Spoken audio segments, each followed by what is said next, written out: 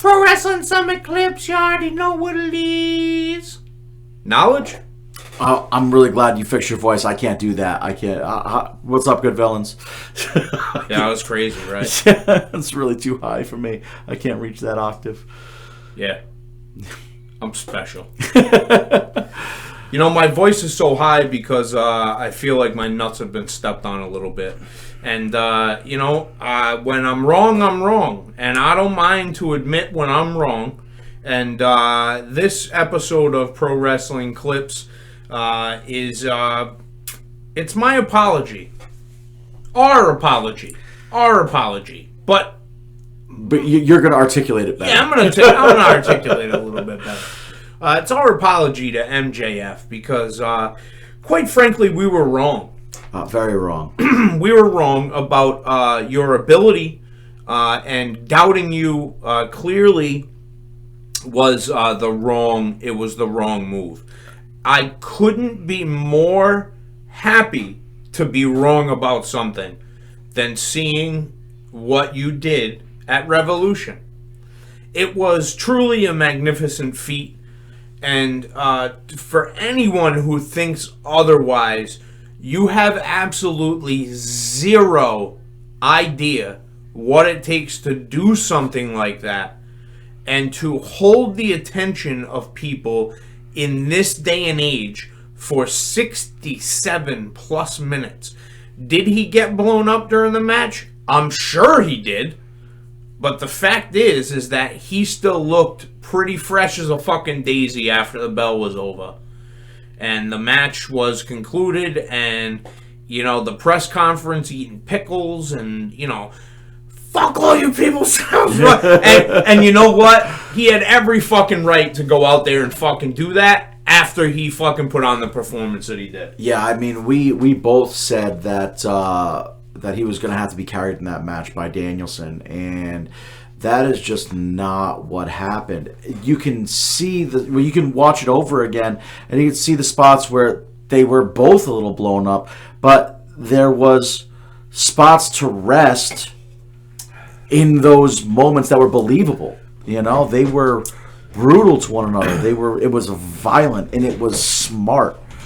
It was well crafted, and I don't know how much AEW does a lot of the backstage booking, or how much they just allow their wrestlers to kind of book themselves. Yeah. But even more credit to both MJF and to Bryan Danielson if they booked that match themselves, because, you know, it was something to behold, man. It was a fun watch. You know, Iron Man matches are sometimes.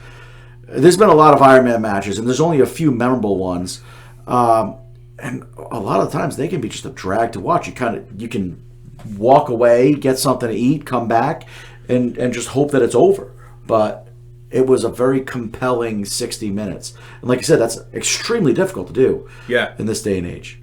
I mean, it's still, you know, from my standpoint, it's still the third best Iron Man match that I've seen. Which is excellent, by the way.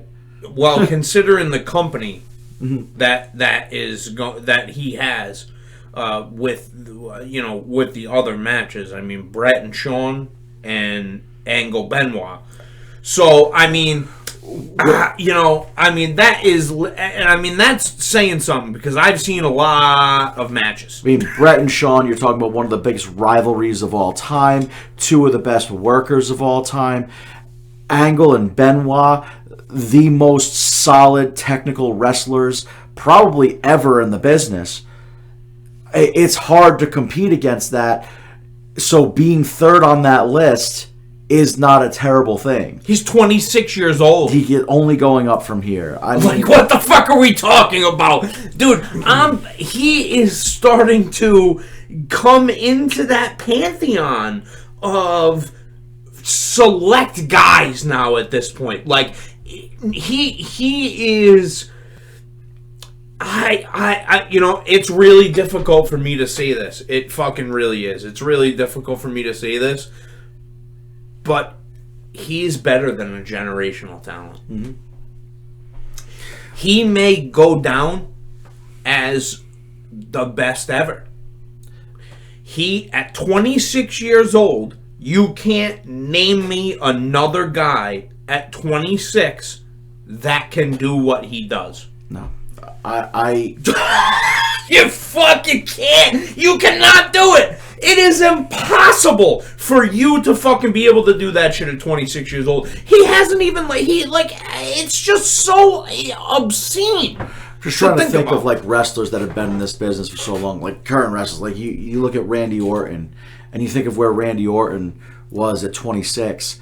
And he was the world champion at 19, Randy Orton was. Yeah. And he didn't figure it out until he was like 30. That's what I was going to say. Even at 26, so he's world champion at 19, even all the way to 26, he still looked green as shit. He looked like he was still trying to figure himself out.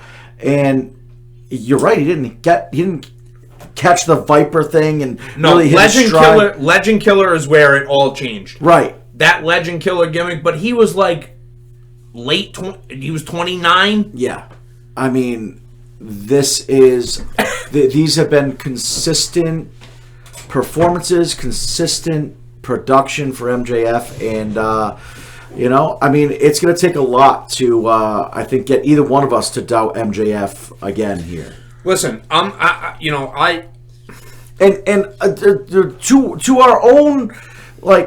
to our own little defense here, I think it's pretty reasonable to doubt anyone in a 60-minute Iron Man match against Danielson at 26 years old, 27 years, whatever it is.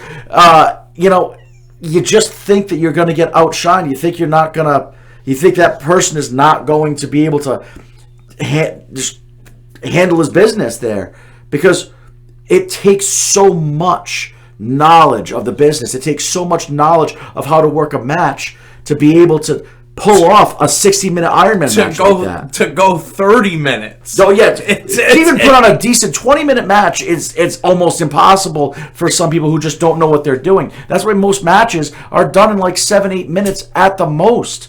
You know? You have 15-minute matches that look like the drizzling shits. To do 60 minutes, I question anyone. But I defy you to fucking try to go and do that shit. But I mean, we're putting you above the Brock Iron Man matches. Eddie, yeah. I mean, you're third of all time. I'd have to kind of agree with you. Man, It pains me to say sometimes, it kind of, I don't want to seem like a hater, but I also don't want to seem like a fanboy. You know what I mean? But it hurts me deep inside to know that there's a guy that talented out there. Mm-hmm. Because you look at it and you go, look at all the guys that came before you who had been in the business for 10 years at that point. Some of these guys started wrestling 15, 16 years old. Mm-hmm. But at 26, you've been in the business for fucking 10 years. Mm. They weren't fucking doing that. No. Fucking 10 years in the business. He went to college.